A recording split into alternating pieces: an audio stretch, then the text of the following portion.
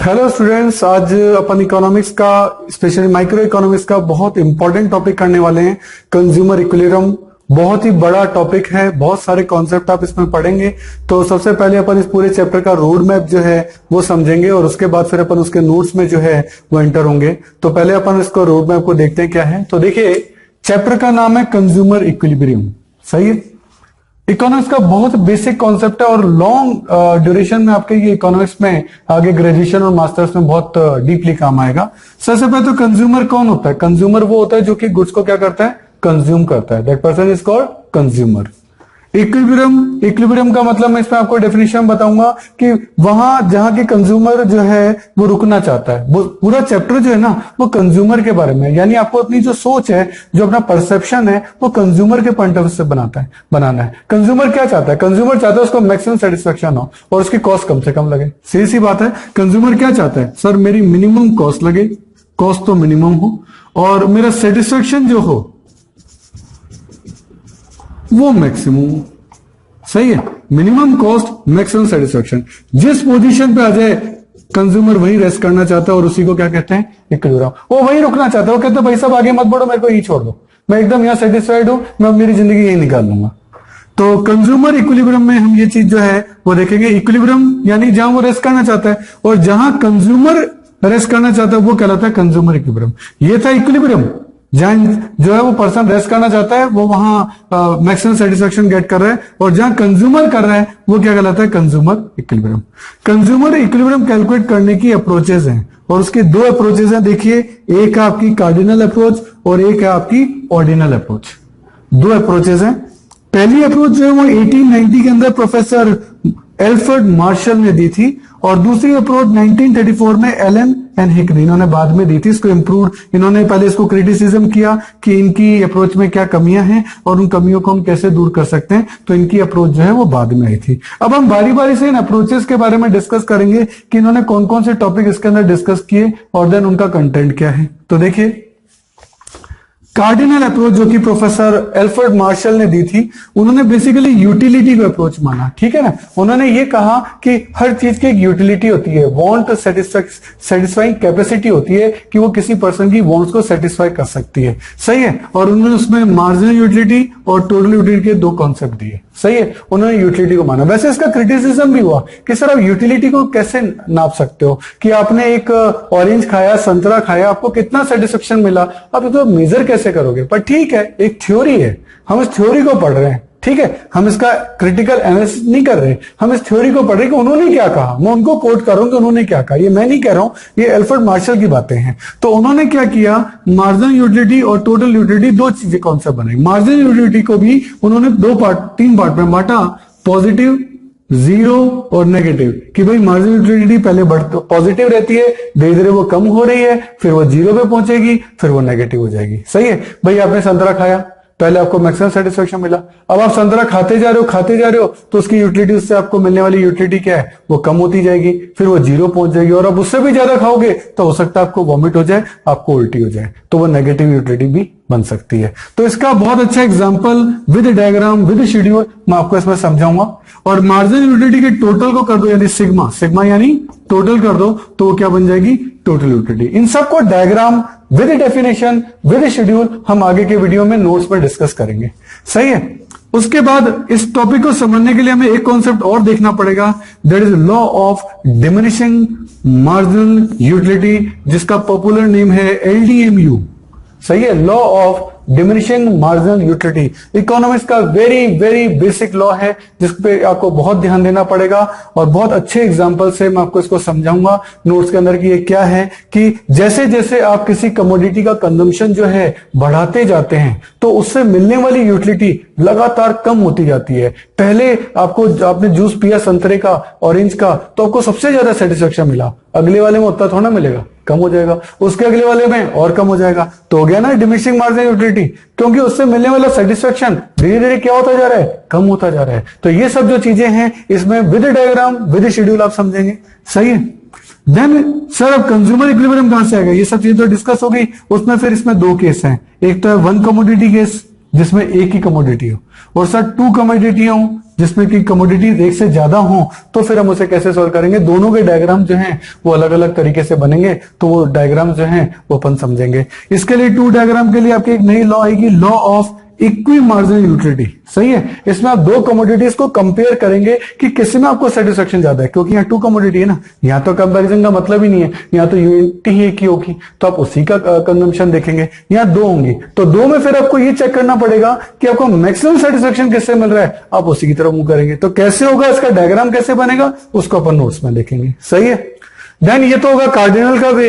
उसके बाद सेकेंड जो थ्योरी आपकी आई थी ऑर्डिनल, जो कि हिक्स एंड एलन ने दी थी, उन्होंने कहा कि सर ये यूटिलिटी तो मेजर कैसे करोगे, इसको तो मेजर ही नहीं किया जा सकता, कैसे मानोगे आप कि एक ऑरेंज को खाने से कितने यूटिल्स मिले? यूटिलिटी की जो मेजरमेंट है, जैसे किलोग्राम होता है, जैसे लीटर होता है, जैसे यूटिलिटी की जो होती है वो यूटिल्स होती है। वो कहते हैं भाई साहब आप मानोगे कैसे, ये तो आप अज्यूम कर रहे हो समझाने के पॉइंट ऑफ से, पर आप इसे प्रूव नहीं कर सकते। दैट्स वाई एलन हेनिक ने इसको जो है क्रिटिसाइज किया और उन्होंने अपनी नई थ्योरी दी। उस थ्योरी का नाम रखा गया ऑर्डिनल यूटिलिटी अप्रोच। उन्होंने कहा कि हम इन्हें रैंक देंगे। रैंक क्या? Rank number 1, rank number 2। हम किसी को मार्क्स नहीं दे रहे, हम रैंक दे रहे हैं, क्योंकि हम यूटिल्स तो नाप ही नहीं सकते। दैट्स वाई हम इनको रैंक दे देते हैं, प्रायोरिटी दे देते हैं, प्रेफरेंस दे देते हैं। हम रैंक देंगे, हम इनको यूटिल्स नहीं देंगे। तो इसके लिए इन्होंने जो अप्रोच अपनाई, उसके लिए इन्होंने इंडिफरेंस कर्व का एक सेटअप दिया। इस तरीके से इंडिफरेंस कर्व जो है वो आपका बनता है, इसको आईसी कर्व कहते हैं, और इसके बारे में डिफरेंट कॉन्सेप्ट जो है वो आप इस चैप्टर में पढ़ने वाले हैं। तो इंडिफरेंस कर्व के बारे में अपन पढ़ेंगे, और एक से ज्यादा इंडिफरेंस कर्व हो जाएंगे तो वो आपका इंडिफरेंस मैप कहलाएगा। और इस कर्व को बनाने के लिए वेरियस शेड्यूल्स जो हैं वो आप बनाएंगे, उसको इंडिफरेंस सेट कहेंगे। काफी सारी चीजें इसके बारे में नोट्स में अपन डिस्कस करने वाले हैं। देन आएगा मार्जिनल रेट ऑफ सब्स्टिट्यूशन, कि आप एक कमोडिटी को छोड़कर दूसरी कमोडिटी पे जाते हैं, सब्स्टिट्यूट पे जाते हैं, तो उसके लिए एमआरएस कैलकुलेट करते हैं। उसके लिए आपका फॉर्मूला होता है लॉस अपॉन गेन का। वैसे मैं आपको बता दूं, पूरी इकोनॉमिक्स में जो फॉर्मूला चलेगा ना इस टाइप का, जिसमें मार्जिनल रेट ऑफ सब्स्टिट्यूशन या मार्जिनल रेट ऑफ ट्रांसफॉर्मेशन या आप जो देखेंगे अपॉर्चुनिटी कॉस्ट, सब में फॉर्मूला आपका लॉस अपॉन गेन ही है। ठीक है, डिफरेंट तरीकों से लिखा जाता है, लेकिन अल्टीमेटली अगर आप उसके अंदर जाएंगे ना तो आप देखेंगे वो लॉस अपॉन गेन ही होगा। तो आप ध्यान दीजिएगा इस बात पे।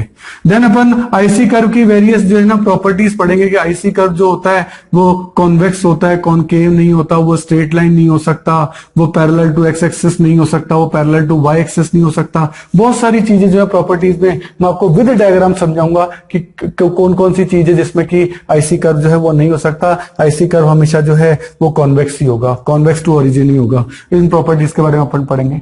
तो ये सारा जो आपका पॉइंट है यहां से लेके यहां तक मैं नोट्स में जब डिस्कस करूंगा तो इंडिफरेंस कर्व का होगा। उसके बाद नया पॉइंट आ जाएगा बजट लाइन, कि आप अपनी इनकम का मैक्सिमम यूज कैसे कर सकते हैं और उससे मैक्सिमम सेटिस्फेक्शन कैसे ले सकते हैं, मैक्सिमम गुड्स कैसे यूज कर सकते हैं, आपके बजट में वो चीज कैसे आएगी, वो सब चीज बजट लाइन आएगी। ठीक है, उसमें कौन कौन से ऑप्शंस रहेंगे वो बजट सेट में आ जाएंगे।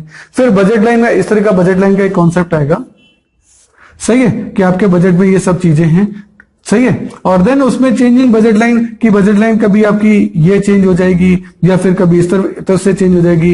एक्स कमोडिटी की गुड्स का क्या होगा, वाई कमोडिटी के गुड्स के प्राइस कम हो जाए या ज्यादा हो जाए तो बजट पे क्या फर्क पड़ेगा। भाई कोई चीज महंगी हो गई तो कोई चीज अगर महंगी हो गई तो अब उसकी कमोडिटी क्या कर पाएंगे, कम खरीदेंगे। और यदि किसी कोई कमोडिटी जो है वो सस्ती हो गई तो आप उसकी क्वांटिटी ज्यादा खरीद सकते हैं। तो उनसे आपके बजट पे क्या क्या फर्क पड़ेगा वो सब चीजें अपन नोट्स में यहां सीखेंगे।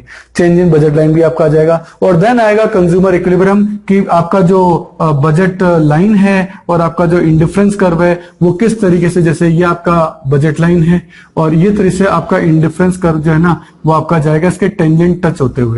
तो वो आप पढ़ेंगे कहां, कंज्यूमर इक्विलिब्रियम में। तो ये पूरा चैप्टर जो है मैंने अभी आपको केवल पॉइंट बताए हैं, सेटअप बताए। मेरे वीडियो के साथ पीडीएफ फाइल भी लगी हुई है, अबाउट 9-10 पन्नों के आपके नोट्स हैं, उनको आप डाउनलोड कर लीजिए। और देन मैं आपको इसको ये पूरा टॉपिक जो है विद थ्योरी, विद डेफिनेशन और ये सब चीजें जो मैं आपको उसमें पढ़ाऊंगा, साथ साथ एग्जाम्पल भी दूंगा, तो आप अंडरलाइन भी कर लीजिएगा, एग्जाम्पल भी लिख लीजिएगा। ये सब टॉपिक जो है वो अपन आने वाले वीडियो के अंदर जो है वो डिस्कस करने वाले हैं। तो अब हम आगे नोट्स के अंदर चलते हैं। ओके, अगर आपको मेरे वीडियोस पसंद आ रहे हैं तो देखिए एक लाइक, शेयर और सब्सक्राइब तो बनता है, तो मेरी खुशी के लिए एक लाइक तो कर दीजिए।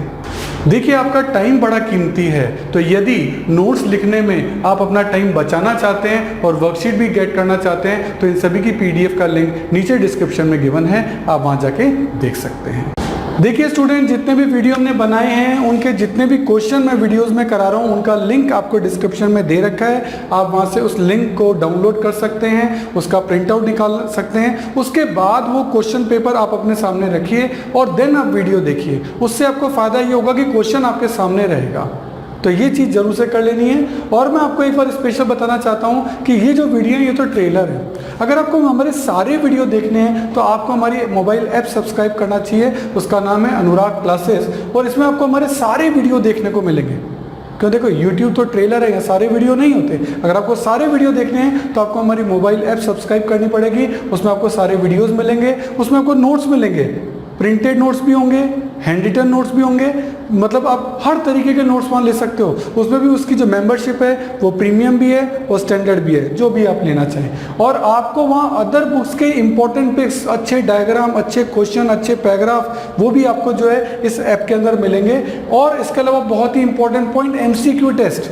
एमसीक्यू टेस्ट का पैनल है जिसमें आप जितने भी टेस्ट वहाँ देंगे उसमें ऑप्शंस होंगे ABCD, उसमें ट्रू एंड फॉल्स के क्वेश्चन होंगे, उसमें फिल इन द ब्लैंक्स के क्वेश्चन होंगे। आपने 40 क्वेश्चन का टेस्ट दिया, जैसे ही सबमिट किया विदिन 5 सेकेंड्स आपका रिजल्ट आपके सामने है। तो ये मोबाइल ऐप मैं जरूर चाहूँगा आप जरूर से सब्सक्राइब करिए। मेरा नंबर है 9829224488। आप ऑफिस आवर्स में कभी भी मुझे कॉल कर सकते हैं। Thank you. देखिए स्टूडेंट, हमारे चैनल से जुड़ने का फायदा आपको नेक्स्ट 7 इयर्स तक मिलेगा क्योंकि हमारी रेंज बहुत बड़ी है। नॉर्मली आप चैनल्स पे देखेंगे वो 1 या 2 या 3 सब्जेक्ट पढ़ा रहे हैं, लेकिन मैं आपको बहुत बड़ी रेंज दूंगा। यदि आपकी और मेरी ट्यूनिंग जमती है तो ये बहुत लॉन्ग लास्टिंग रहेगी और वो ट्यूनअप में आपको बार बार नई ट्यूनअप नहीं करनी पड़ेगी क्योंकि आपकी ट्यून मुझसे जम चुकी है। क्यों? क्योंकि मैं आपको बता रहा हूँ कि मैं 11th में आपकी अकाउंट्स, स्टेट्स और माइक्रो इकोनॉमिक्स लूंगा। 12th में मैं आपकी अकाउंट्स, मैक्रो और इंडियन इको लूंगा।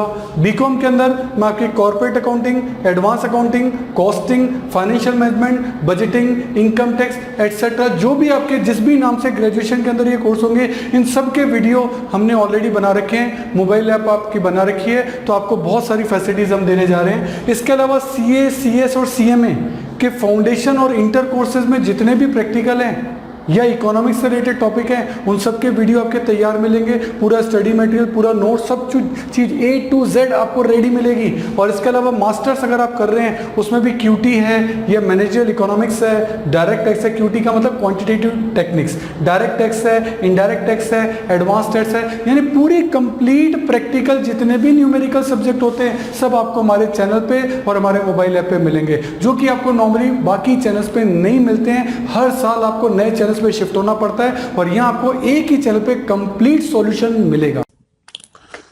हेलो स्टूडेंट्स, आज जो अपन टॉपिक ले रहे हैं इकोनॉमिक्स का बहुत ही इंपॉर्टेंट टॉपिक है।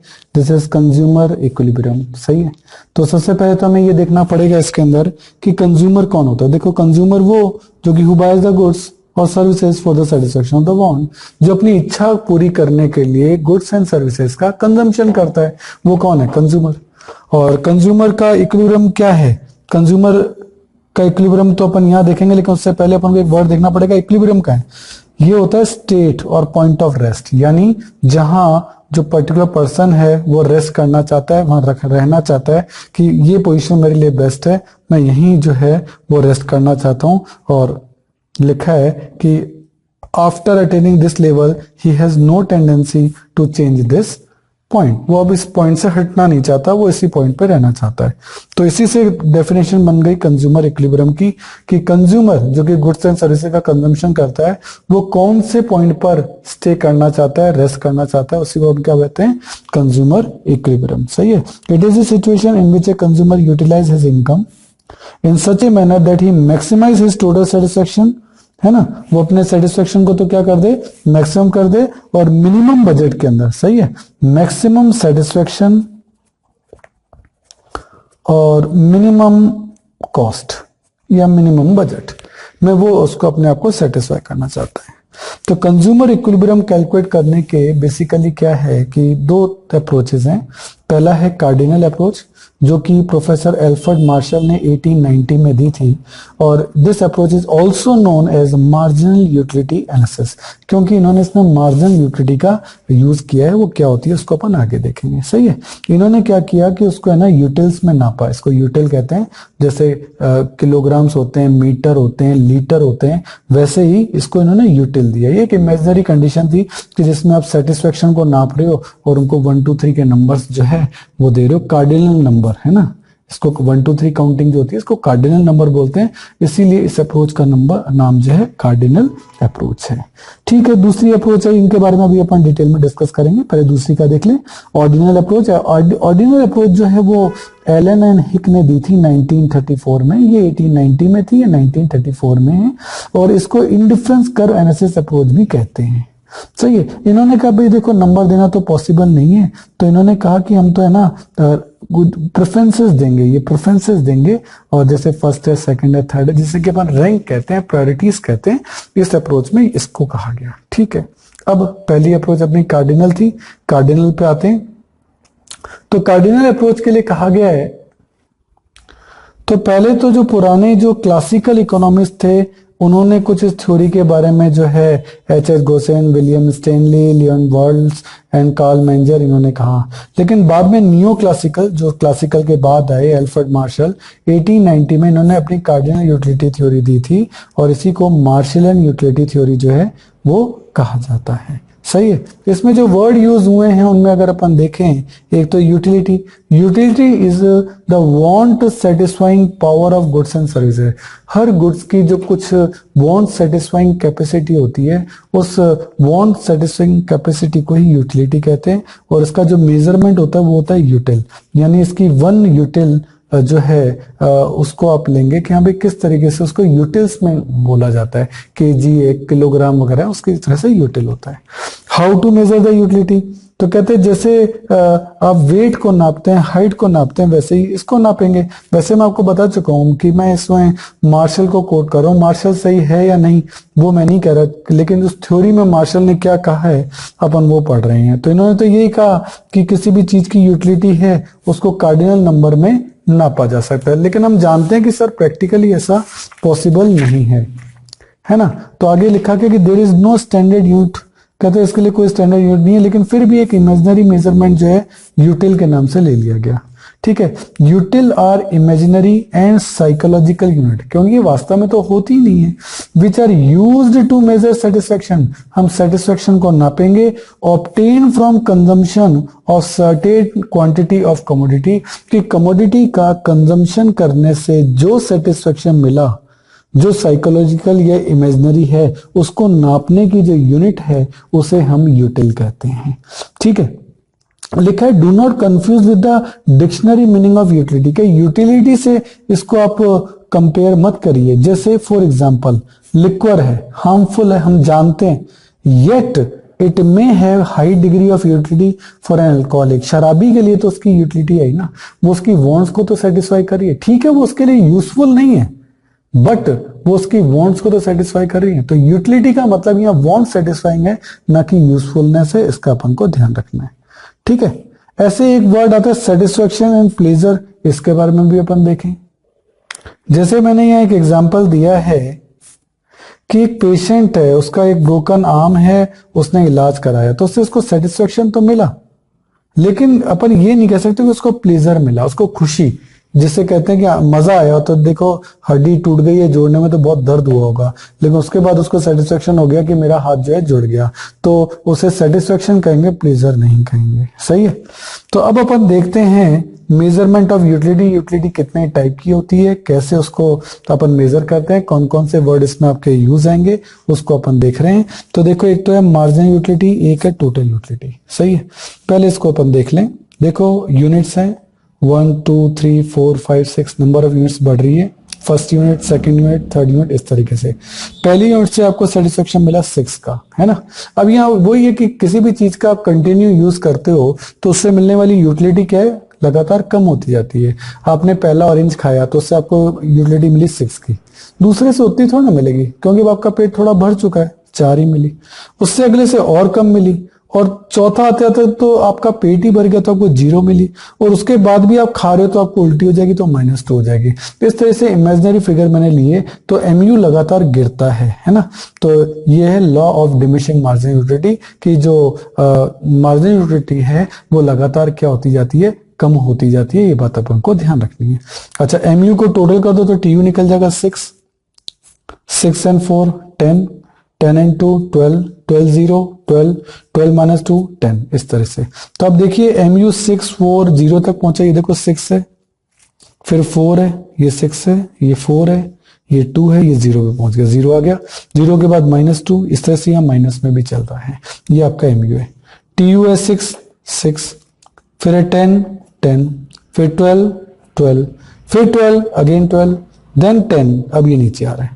तो आप देख रहे हो कि MU लगातार कम हो रहा है बिकॉज इट इज LDMU, है ना। LDMU के कारण हो रहा है, मैं लिख देता हूं, it is LDMU, law of diminishing marginal utility. तो मार्जिनल यूटिलिटी लगातार कम हो रही है। TU पहले बढ़ता है फिर मैक्सिमम पे पहुंचता है, और जब MU 0 होता है तो TU अपने मैक्सिमम पे होता है, या मैं बोलूं जब TU मैक्सिमम पे होता है तो MU 0 होता है, और जैसे ही MU नेगेटिव होता है तो TU भी आपका गिरने लग जाता है। तो ये बात अपन को ध्यान रखनी है। तो पॉजिटिव मार्जिनल यूटिलिटी, ये देखो ये पॉजिटिव है, सही है, फिर 0 तो ये 0 आ गई, ठीक है, और उसके बाद नेगेटिव आएगी तो ये नेगेटिव है। तो तीनों टाइप की यूटिलिटी जो है वो आपकी आ गई है। जहां 0 मार्जिनल यूटिलिटी होती है उसको पॉइंट ऑफ सैटिस्फैक्शन बोलते हैं, है ना, पॉइंट ऑफ सैटिस्फैक्शन या पॉइंट ऑफ मैक्सिमम सेटिस्फेक्शन, क्योंकि ये देखो ये मैक्सिमम पहुंच गया आपका TU, ठीक है। तो इसके बाद आपका जो MU है वो नेगेटिव आ जाता है। तो ये पॉइंट ऑफ सैटिस्फैक्शन किसको कहते हैं, जहां MU जो है वो आपका क्या हो जाए, 0 हो जाए। इसी से आपकी डेफिनेशन बन गई। मार्जिनल यूटिलिटी किसको कहते हैं, हर एक यूनिट से आपको जो एक्स्ट्रा यूटिलिटी मिल रही है, जैसे पहली से 6 मिली, दूसरे से 4 मिली, इसे अपन मार्जिनल यूटिलिटी कहते हैं। इसको कैलकुलेट करने का फॉर्मूला होता है delta TU upon delta Q, यानी delta total utility divide by delta quantity, यानी change in total utility and upon change in quantity. यह इसको कहते हैं MU कैलकुलेट करना TUN minus TUN minus 1। TUN का मतलब है करंट, इसका मतलब करंट यानी प्रेजेंट वाला, और TUN माइनस 1 यानी पिछला। जैसे मैं यहाँ का कैलकुलेट करूं, यहाँ का TU है 10 और पिछला वाला TUN माइनस 1 यानी पिछला वाला 6, तो 10 में से 6 गया, कितना बचा, 4 आ गया MU। तो MU निकालना हो तो पिछला TU लेस कर दो, 12 माइनस 10 2, 10 माइनस 6 4, तो ये भी MU का फॉर्मूला आपका हो सकता है। तो TU का फॉर्मूला क्या बना, TU कैसे निकलता है, सिग्मा MU, जब आप जोड़ते हो 6 6 and 4 10 10 and 2 12, ये आ गया। और TU कैसे निकलता है, MU1, ये MU1 है, प्लस MU2, ये MU2 है, प्लस MU3, सारे MU जोड़ लो, TU अपने आप निकल जाएगा, सही है। तो MU एक MU जोड़ते जाओ, TU अपने आप निकलता जाएगा। क्लियर है। तो इस तरीके से ये आपका TU MU का काम जो है वो आपका हो जाएगा। इसका न्यूमेरिकल भी बन सकता है, उसको मैं न्यूमेरिकल वाले वीडियो में अलग से दिखा दूंगा। तो नेगेटिव मार्जिनल यूटिलिटी अपने पिछले पेज पे ली थी। डिस यूटिलिटी तो भाई अगर आपने कोई कड़वा बादाम खा लिया, बादाम खा रहे थे, तो उससे तो आपको मजा कहाँ आएगा, उससे तो आपको उल्टा आपका मुंह खारा और हो जाएगा, तो वो डिस यूटिलिटी कहलाएगी। तो TU और MU के रिलेशन मैंने अभी आपको बताए थे कि TU इंक्रीज होता है जबकि MU गिर रहा है। TU मैक्सिमम में पहुंचता है जब MU 0 पे पहुंचता है, और TU कम होने लग जाता है जब MU क्या होता है, नेगेटिव हो जाता है। ये सब रिलेशंस अपन ने यहां पढ़े हैं। ये देखिए ये कि MU लगातार गिर रहा है, TU बढ़ रहा है। जब MU पॉजिटिव है तब तक TU बढ़ रहा है, जब MU 0 है तो TU मैक्सिमम है, जब MU नेगेटिव है तो TU गिर रहा है। तो ये सारे रिलेशनशिप एज इट इज ही चल रहे हैं, उसमें कुछ नया नहीं है। उसी रूल को थोड़ा सा और आगे बढ़ाते हैं